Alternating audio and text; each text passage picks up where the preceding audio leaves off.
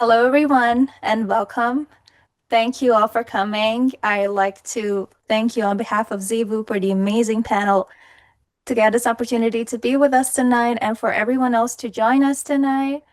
I would like to hand over things to Scott, your wonderful host of Name Name, and I'll be in the background if needed. Thank you. Thank you. Well, welcome everyone. I hear we've got attendees from all over the world. So thank you for your time. I'm really excited to be asked by Zevu to be the host for this one. I'm going to be a host for the next hour.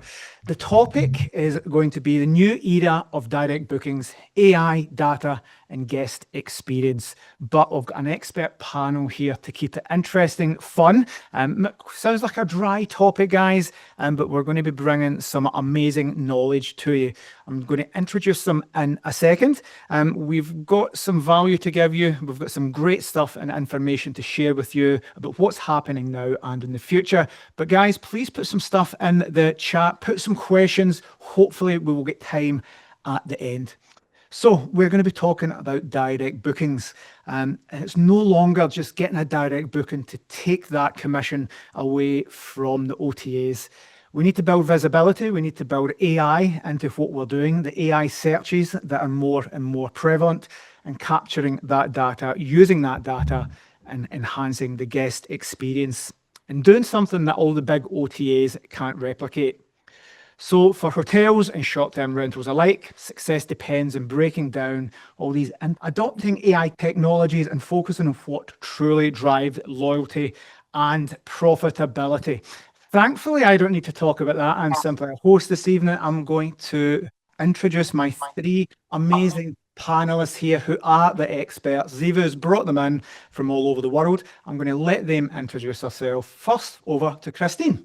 Thank you, Scott. My name is Christine Malfair. I am a former hotel manager that started Malfair Marketing 15 years ago, and I am based in British Columbia, Canada. Fantastic. Lovely. Pleasure to be here. Nice. Over to Martin next. Thanks, Scott. So I'm Martin Cooper, and I'm one of the founders and now sales and marketing director for Niche Service Departments. We specialize in short-term rentals, service department model that's built around kind of flexibility, comfort, and a real kind of local connection. We started in Essex in the UK and now operate nationally. We've been steadily growing by focusing on what kind of matters to the guests, not just a place to stay, but a place that feels kind of considered, personal, and part of the local community. My background is in sales and marketing, but over the years, I've become more heavily involved in operations, tech adoption, guest experience, because they're sort of inseparable in this industry. We're now hammering down on things like centralized communications to try and streamline guest experience. And I'm quite active in the policy space and successfully lobbying for certain changes in this industry. So I'm here to share some of what's working for us, what we've learned the hard way, and how short-term rentals, even the small ones, can compete with the big players. Lovely. Finally, over to Sarah. Thanks, Scott, and to Zebu for having us here. This is really fun conversation to have with our peers. My name is Sarah Stahl, and I have been in marketing about 15 years. Got my start in hospitality about 7 years ago as the director of a DMO. And that's where I fell in love with hospitality. Unfortunately, I do not like the government side, and it took me a little while to figure that out. So an opportunity came available a couple of years ago with a startup treehouse resort in my area. So I helped grow it from 6 units at 100% Airbnb dependency to 21 units and a full on-site spa. With 93 direct bookings, spending less than $50,000 in advertising. And we did that through a consistent and ongoing influencer marketing strategy that spanned the course of 2 years. And so now I'm actually a marketing consultant with Market Movers, and it's a company for property management, short-term rentals that help folks replicate that kind of success within their systems, both technology and marketing, so that they can own their own brand demand. Lovely. It's a pleasure and a privilege to be here. And you've heard about 30 to 60 seconds of these guys' bios, but please connect with them. They've been very modest in what they're saying, true experts in the field. So I'm delighted to be here. I'm your host, Scott Weir, founder, CEO of Pillow Partners. I think we first started our first business back in 2002, well before Airbnb. 2 decades. I should be a billionaire by now. Sadly not. But guys, lots of experience in short-term rentals in the UK. And our unique approach to it really is bringing social impact to it. So we want our guest experience to have a charity element. We have our own charity, Safe Havens, and we want to interweave that social impact and helping communities into every single stay, make society a better place. So this is a perfect webinar for me to be on, and I'm looking forward to learn. I've got a cup of tea here to keep me warm in a cold Glasgow September night, and we're going to jump right in with some questions, guys. So if you saw the topic, you're here. It's about direct bookings. We're going to start with the why of direct bookings. What changes or trends have you seen over the last couple of years that's had the biggest impact on the increase away from OTAs to direct bookings? And we're going to pass this over to all panelists, but we'll start with Sarah, please. Yeah, so I actually see 4 major shifts on the horizon that the industry seems to really be waking up to that I believe require our immediate attention. It's okay, I just go over all 4 and give a little context to each. First is consumer behavior. I love data. So looking backwards, trust in the open marketplace continues to slip, and it shows in the way that people book. So back in 2022, only about 20% of room nights were booked direct, where the OTAs held 40. Then you jump to 2023, you see about a 20% shift on both of those. And then you hit 2024, and that's the year that I believe direct channels finally went toe-to-toe with OTAs, with direct bookings sitting at about 262 billion and OTAs at 266. So neck and neck, consumer behavior is clearly changing, and coming in next is better tech and mobile dominance. So we see 66% of travelers booking mobile. And then third is personalization and loyalty. So we're not seeing so much of just like first name here in emails, but there's a lot more depth in the CRM systems of understanding and then communicating with PMS systems so that we can give better experiences to guests. And then finally, economic reality. So the financial case for direct bookings has become both apparent and very compelling, with OTAs typically charging about 15 to 30% commissions, where direct bookings cost between 4 and 5% to acquire. And so many owners would rather reinvest those margins, both in their business and into giving their direct customers back some loyalty. And so those are the 4 shifts I'm seeing right now. Beautiful. Sarah makes a great point. There's always a customer acquisition cost, and direct bookings aren't always free because there is a cost to acquire that customer or a discount. So that's fantastic, guys. Over to Martin. Yeah. So over the last few years, the conversation around direct bookings it's been big in this space, but it's kind of matured. I think it's matured away from just trying to save commission from the host perspective, more into kind of the ability to own the relationship from start to finish. So there's a growing awareness and reliance on OTAs is obviously risky. They control visibility, they control pricing, and with the more complex algorithms, it becomes harder and harder to be seen and to be heard. So direct bookings give us that ability to control the narrative. So you can present your properties in the way that you want them to be presented, exactly how you asked for it. It's not just a list of amenities. It's not just a list of 1 in 1,000 properties. You're connecting directly to the local area, and you're presenting in the way it needs to be presented. It gives you the opportunity to build like long-term relationships. So guests who book direct, they're more likely to return, more likely to create referrals. If you're engaging with content, if you're pushing out social content and you're getting guests and businesses to engage with that content, that gives you the opportunity to build relationships. And that customer acquisition cost over a period of 1 to 5 years becomes almost irrelevant then.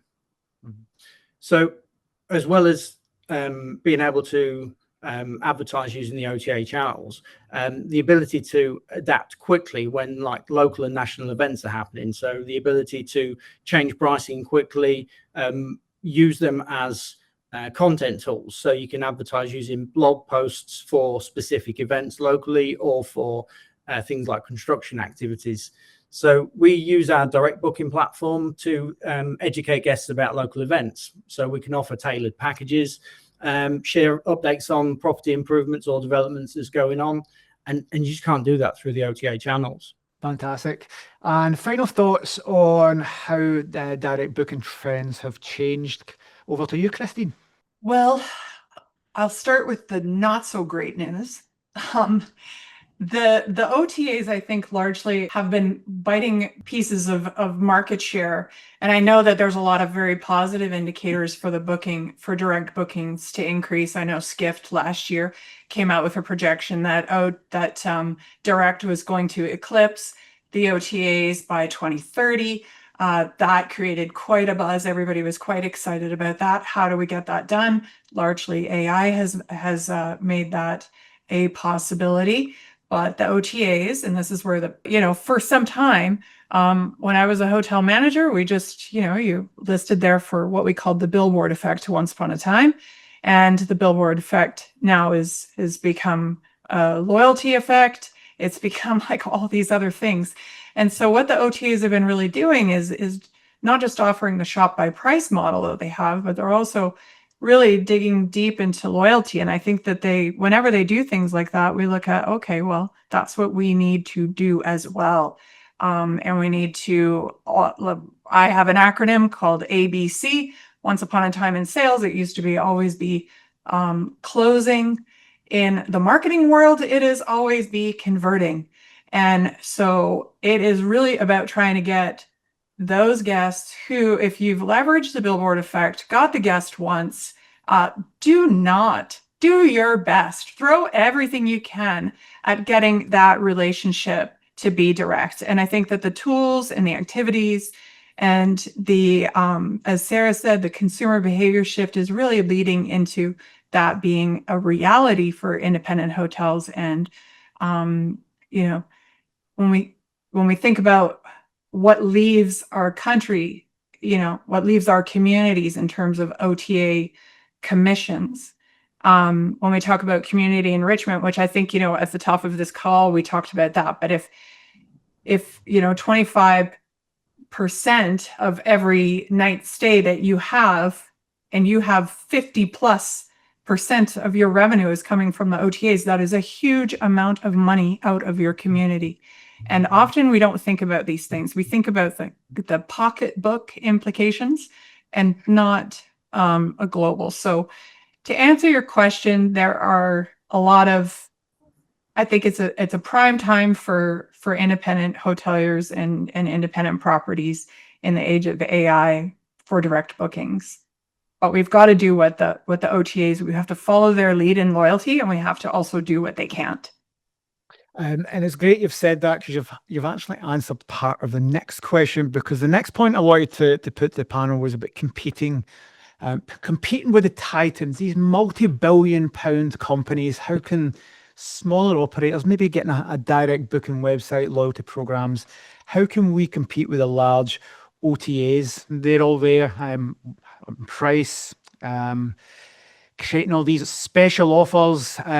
You touched on it. How, Christine, can we go beyond that shop by price and truly differentiate ourselves moving into 26 and beyond, rather than just picking prices off an OTA? How do we compete with these giants? I think one of the positive things that came out of COVID was the need for, if I'm going to be spending my money, I want to be spending it well. And so they're looking for experiences. And this is where, Sarah tipped off around consumer behavior changes. People are looking, especially in our younger generations, are looking for far more experiences, and not just in the hotel itself, but in the area. And so I think that drives a lot of ways to leverage direct bookings, make it really valuable give people a great reason why to book. Nobody's really in a better position than independents to do that. to offer that deep experience. So I think that that's probably the biggest lever to pull there. Lovely. Your thoughts on this, Martin? How can we compete with the giants? We try not to compete with them. Actually, we try to leverage them for what they're good for. So the OTAs, they dominate on price and convenience and reach. You know, they've got a reasonable marketing budget compared to the rest of us, but they're quite transactional. They're not looking to build emotional connections. There are obviously individuals that trust some certain OTAs, but we use the OTAs for what they're good at, which is reach and visibility. You've got to use their ability to get the guests in, and then use your own strategies to build that human connection. And Christine said about conversion, and it's always about conversion and trying to create local experience. Even when you're dealing on national or international level, you have to provide things like local guides. So your guest booking that's booking direct can get handpicked recommendations for local activities, that kind of thing. We speak to all guests before they arrive. We have a human first experience, which I know goes against the AI trend, but that is the thing that we can do, which Airbnb and such can't. We speak to guests, we let them know what they can expect when they arrive at our property. And just by doing that, we build immediate connections. So during that call, we're personalizing their experience so that when they're arriving, wedding, you know, whatever the reason is, then we can offer little incentives, little treats to just build that long-lasting relationship. And of course, with direct bookings, you can offer things like early check-ins and, you know, other little incentives, which just help to build that long-lasting relationship. I think a few of my property managers from across the country are on, and they'll be smiling at this, because that booking call, that actual phone call from a person, just adds so much value.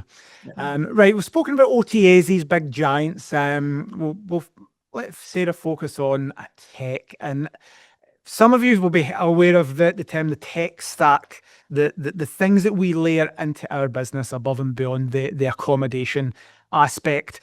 And it seems like every single day you see ads for new technology, new AI systems, new variations and new machine learning models, and they're all going to plug into PMS's property management systems. And I'm certainly overwhelmed as a CEO and the leader of the business. My job is to keep an eye on this, and it's a full-time job. As operators, as hosts, we need some form of tech stack. But when it comes to getting direct bookings, I'll start you with this one, Sarah. What core technology should businesses be prioritizing to stay efficient and competitive? Again, there's so much choice here. Let's try and simplify it down for the audience. What's some essential tech solutions you would recommend so we can keep it simple and get this started and then build on it? Sarah? Yeah.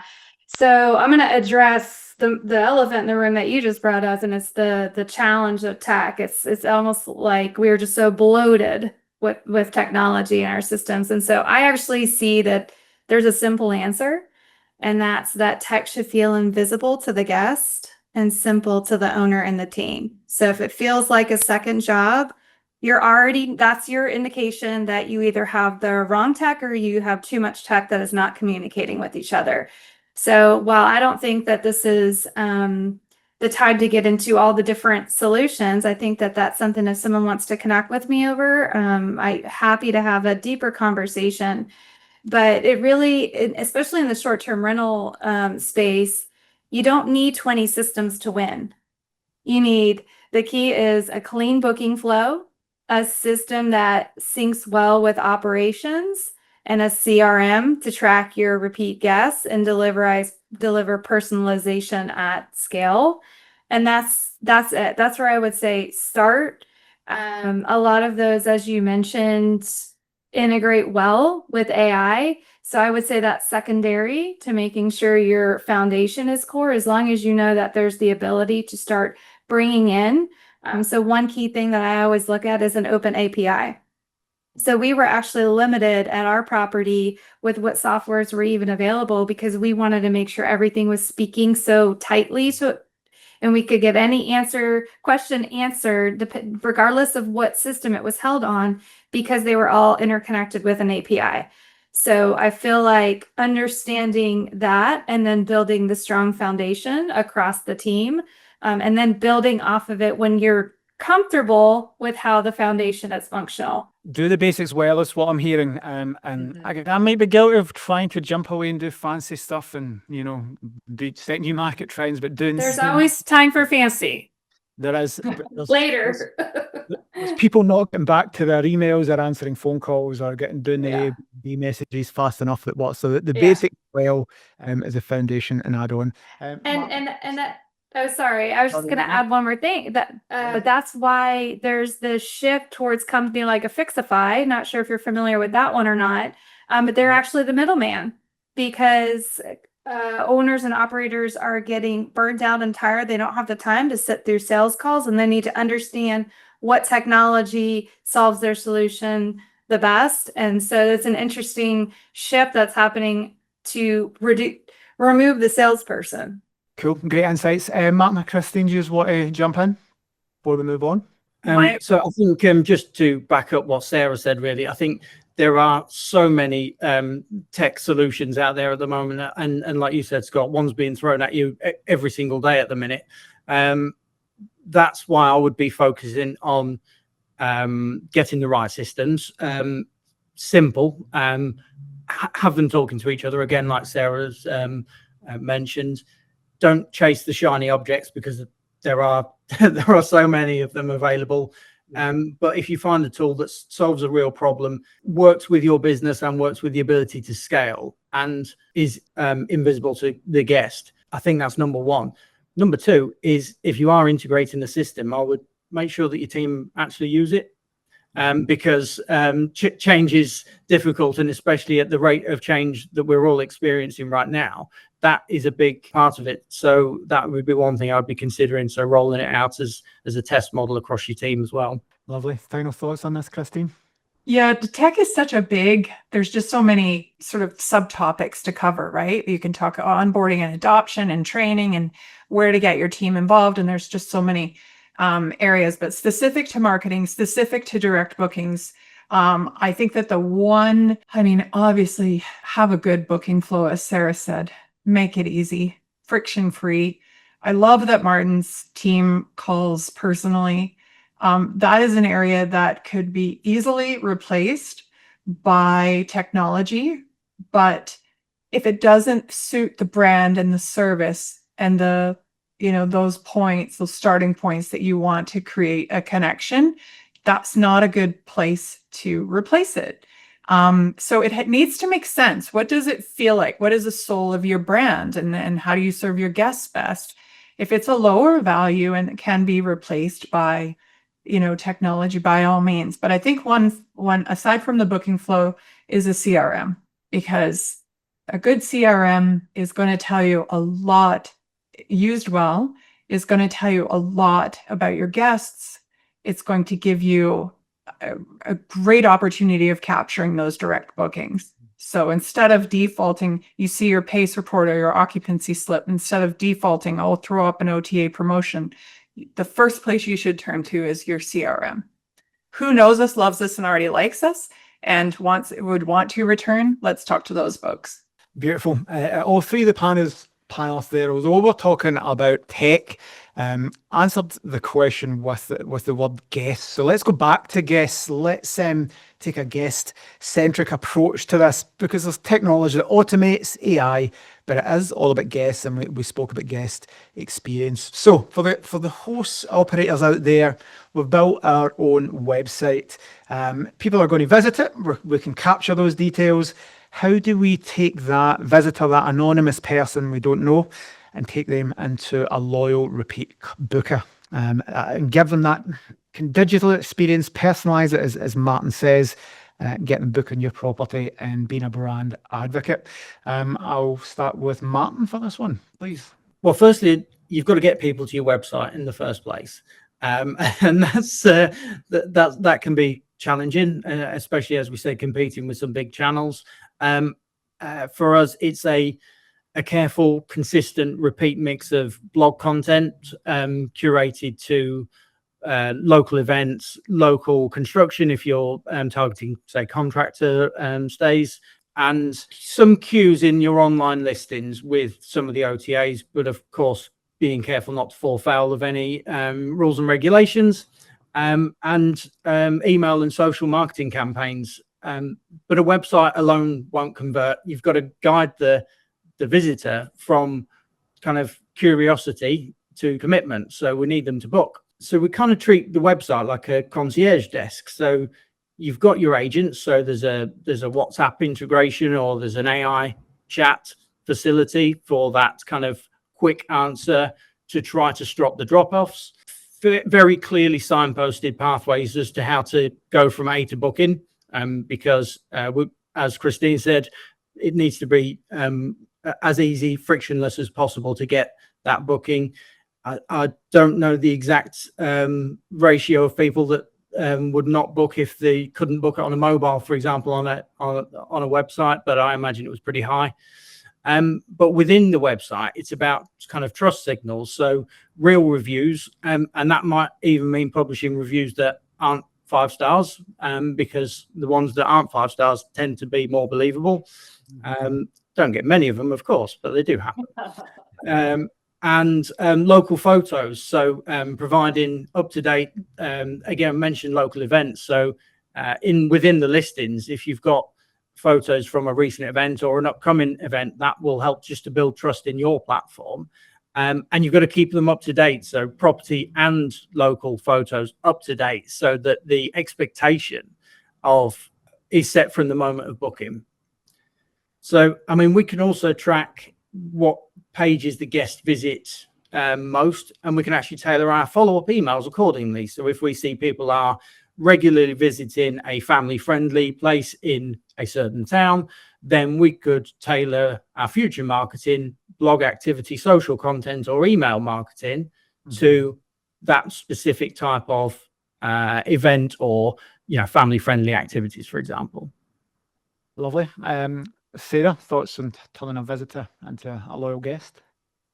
Yeah, I do want to start off by following up with something Martin just said about the concierge. And that's something that I think we hear a lot, but I just want to point out what he's saying there. That's really important. And that's what's going to help you in AI search heavily as well, and be discoverable in AI search, is to have this expansion of your website in the format that he was talking about.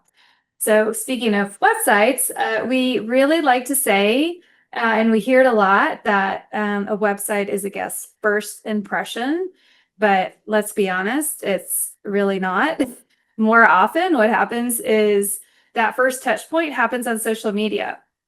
And by the time a guest makes it to your site, they're on like step 3 or 4 in their journey, and only because something else sparked it.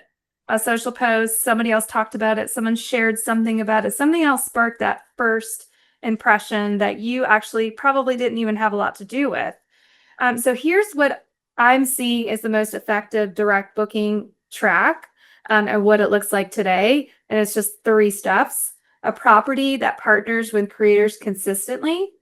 That's where you get high level volume of content in someone else's voice, who their niche audiences know, like, and trust. Because again, as we mentioned at the beginning, the marketplace trust across the board, I actually don't care what industry you are in, is excruciatingly low. So those creators share their stay in their own voice with that niche audience, and they tag the property. And if you're working well with those creators, they should all have a trackable booking code, so you can kind of see what's happening over time with your ROI.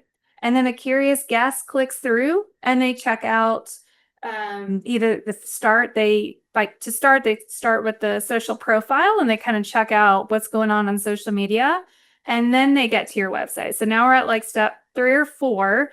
And at this point, if the website doesn't match the tone and trust that was initially built lightly in the first 2 steps, that guest bounces and they're completely gone. So that's when, if they stay and the trust is there and it feels the same consistency in the other touch points, then that's when they'll drop their email for a small incentive, and you have that ability to convert. So we've run that at scale week over week for 2 years straight. And I've seen consistently 34% conversion rates while cutting ad spend in half. And that's the momentum necessary to win back direct bookings if we're talking about competing with OTAs. I told you to get your pens and notepads ready, guys. I hope you went and did that in the chat, taking this stuff down. Final thoughts, please, Christine. Anonymous visitors into loyal guests, please, and we'll jump to the next question. Yeah, I think Martin and Sarah have covered the like path to purchase very well. And like I said, I do very much admire Martin's team for making those phone calls in advance. I think that that's probably secured a lot of repeat guest business for him and the business because it is unusual and uncommon. And as you know, tech adoption and sort of that touchless interaction is on the rise everywhere else, it is a great opportunity to stand out. I think the best opportunity is just be amazing in your hotel. This is the GM brain talking here. Like, yes, the marketers, but it's just, you know, deliver a great experience. That's how you win people over. I think a lot of loyalty programs are in question, whether the coming generations are looking for points and rewards and, you know, sort of an app to keep track of how many points that influences their stay. I'm seeing a lot of data that's informing that that's on the decline. So I think that it really is about those connections and those experiences. And it's just deliver on your promise and do a great job. Now, in terms of inviting them back again, I think incentives help.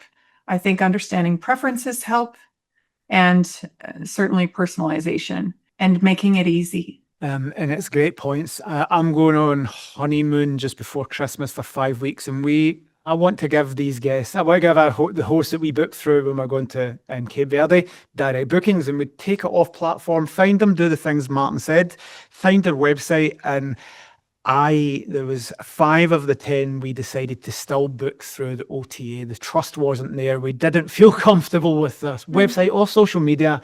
Some we did, and we obviously, that we wanted to give them direct bookings. We didn't want to give money to the OTAs. But in 50% of those, we still ended up saying, that doesn't feel right. We don't want to get there. And there's a problem. We wanted the safety and security of the OTA. And that's somebody that's in the industry that's doing that and doesn't find the trust. So it's massively important what the guys have said. For the audience, guys, we are just over halfway through. I've loved some comments. Are you enjoying what you're getting here? Do you have any questions? We've got lots to cover and probably more content here for you guys than the hour. So if you've got any questions, please don't leave them to the very end because we want you to, we'll know you're on different time zones. We want to be very respectful of your time. Certainly me. I could be here for 3-4 hours on this because I'm learning loads. So guys, please put some comments in and some questions, please. And if you're loving what the panel are giving you, please give them some shout outs and some kudos. Right, we've covered guests, and the topic of this was AI. So we're going back to AI and the AI visibility race here. With AI-driven search engines shaping how travelers are discovering hotels and short-term rentals, what should we be prioritizing to build their visibility engines and ensure they're not losing against the OTAs? And guys, some people might not understand what the AI-driven search engines are. And many of our competitors, Martin, you'll know this in the UK, there's many operators don't even comprehend what that is. So I'm going to go to Christine, please, to answer that. What should we be prioritizing for the AI search that's just going to show up people's listings? There's 3 things that come to mind. The first one is AI can't recommend or include you in results if it doesn't understand or trust you. So people are, hosts, operators, independent hotels need to create content in a way that follows the EEAT principles.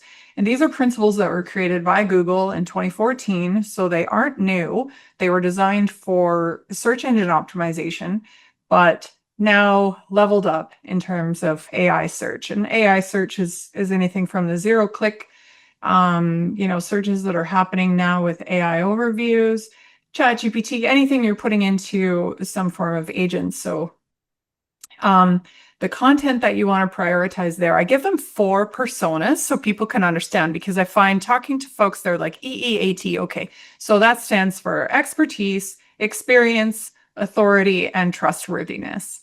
And so they say, okay, well, what the heck is all of that, right? And how do I demonstrate that? How do we incorporate that? And the best way, and it has kind of bubbled up already, the best way is number one, think of yourself maybe as a cruise director on a cruise ship. I used to work on cruise ships. So cruise directors were the person that all the passengers went to that just knew everything. They had the deep experience. Then in terms of the expertise, that's your concierge. So we talked about that. So in terms of content writing, you want to write from a place of expertise and deep knowledge. It's everywhere. You're going to find bad content that has been churned up by ChatGPT in a heartbeat and thrown up on the internet.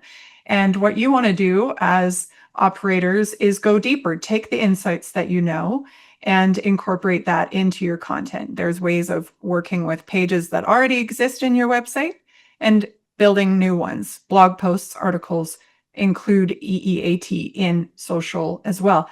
So the A stands for authority. So that's essentially a PR function. And then trustworthiness is all about reviews.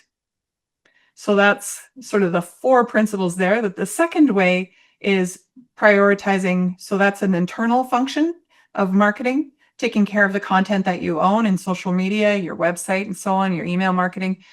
Externally, make sure that all of your third-party channels that you're on, Google Business Places or Google Business Profile, Bing Places. Bing is so overlooked. I can't tell you, most of the hotels I work with, they say, why would I need a Bing Places listing? Nobody's on Bing. I'm like, yes, but OpenAI and ChatGPT are on Bing and they're sourcing that. So it's pretty darn important.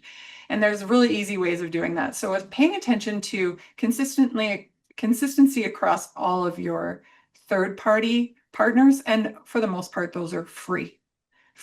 I don't necessarily know what they are in the UK, but I know that Bing and Google Business, Yelp in North America is one. There's all of those channels. And then the third one is reviews. So AI is going to be looking at your website and it's going to be looking at reviews. I think 25%, I think the number that I heard is 25% of your website content is considered an AI search, and the rest is considered from reviews and other sources on the internet.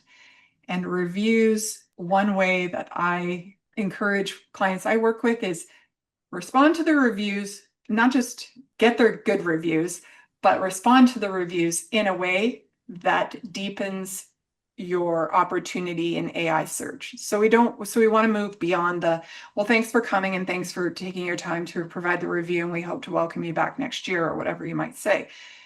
Really double down on the comments. If they talked about a peaceful setting and a wonderful view, and AI gets to see that twice in your reviews. So think of it as reviews are no longer the to-do list. They are a marketing strategy. That's a wrap. That was a lot, but that was my thoughts. If my team are on this call, please write that down about how we're reviews. We're updating our operational procedures as of tomorrow, probably tonight. Some final thoughts, and that's just 60 seconds, please, Sarah, and we'll move on. So 60 seconds, I was listening to Christine and what you said earlier about how there might be some people who either haven't fully wrapped their mind around this or know what's coming. Really quick, Google has said that search, the way we all know it, is changing as of January, and we're already starting to see that.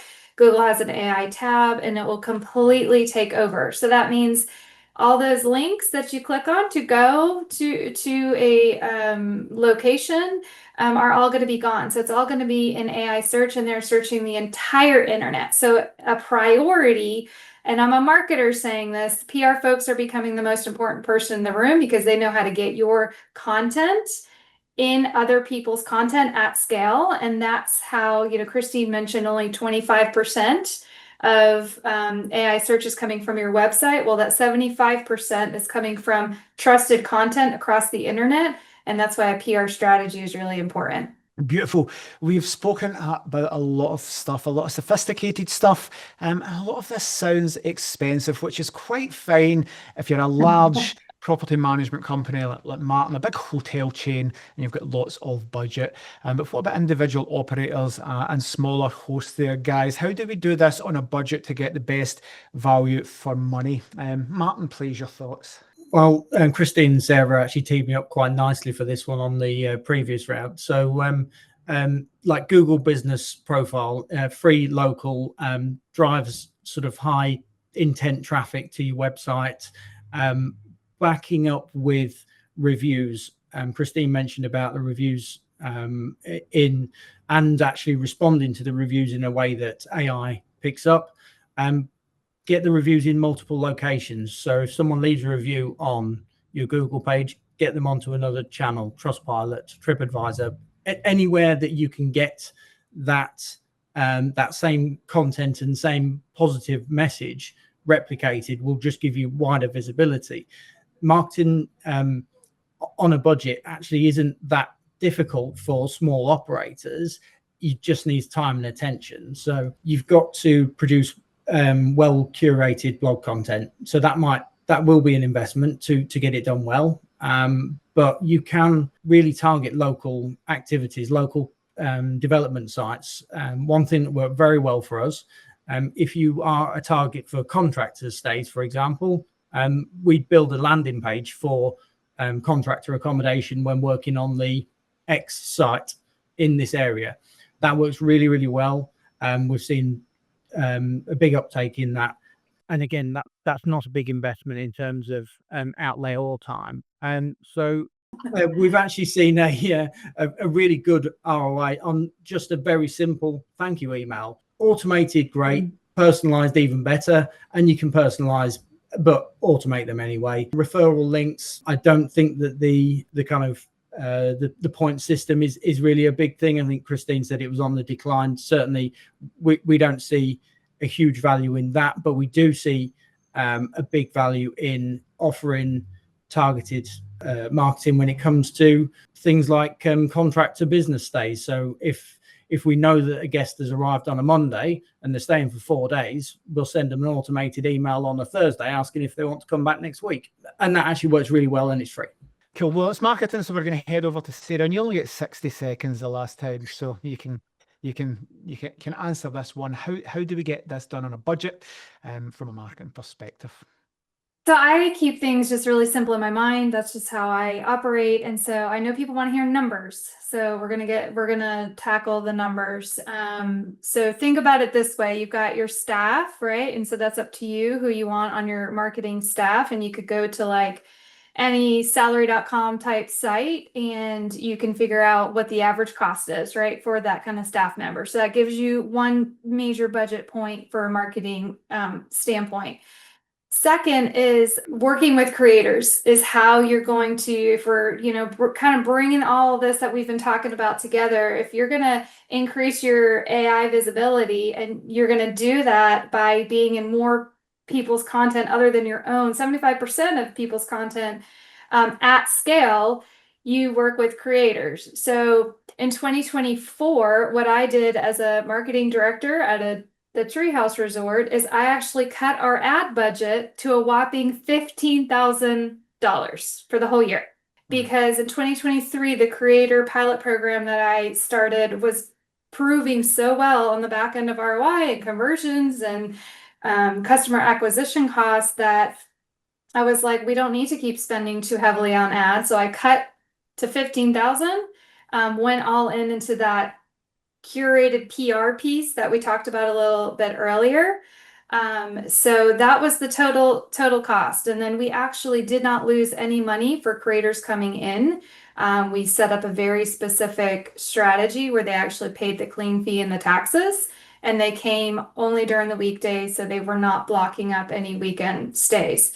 So that is how you build at scale at a, cost is relative, right? And so that's kind of some numbers that you could play with in your head to see what is actually possible. Lovely. And we've 10 minutes left, so I want to give the last section here a nice amount of your time to dedicate this to.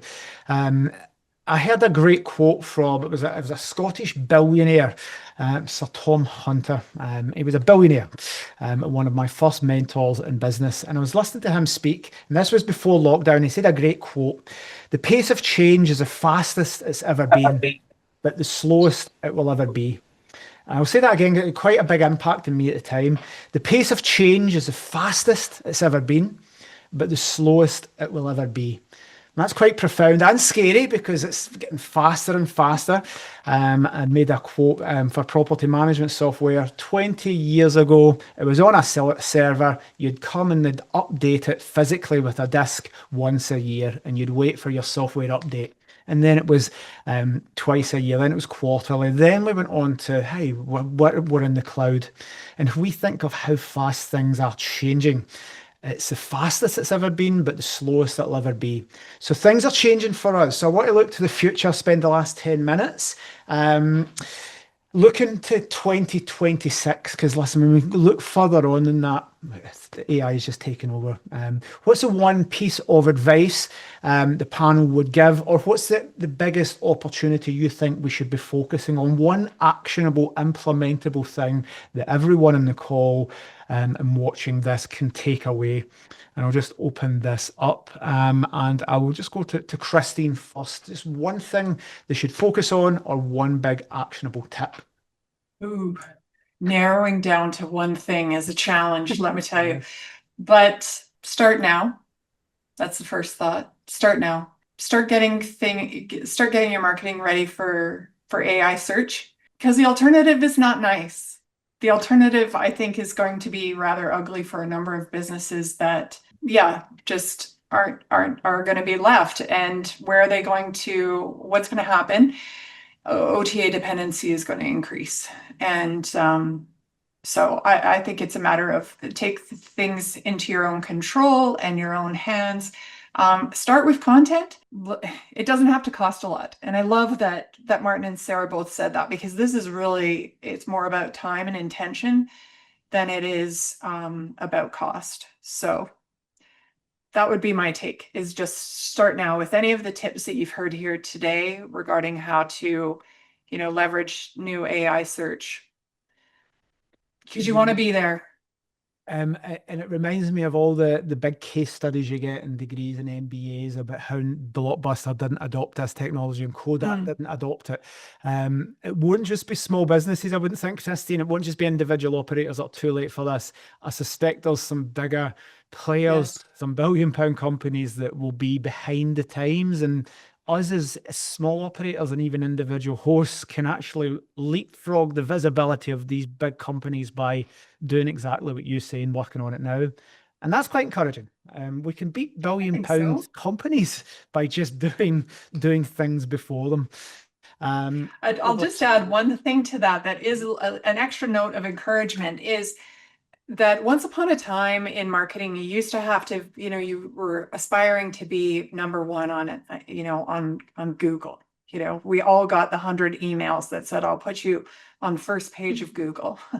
And now, the properties that never actually got there can be the first in AI search. And that is encouraging above all, I think. So the message is start now.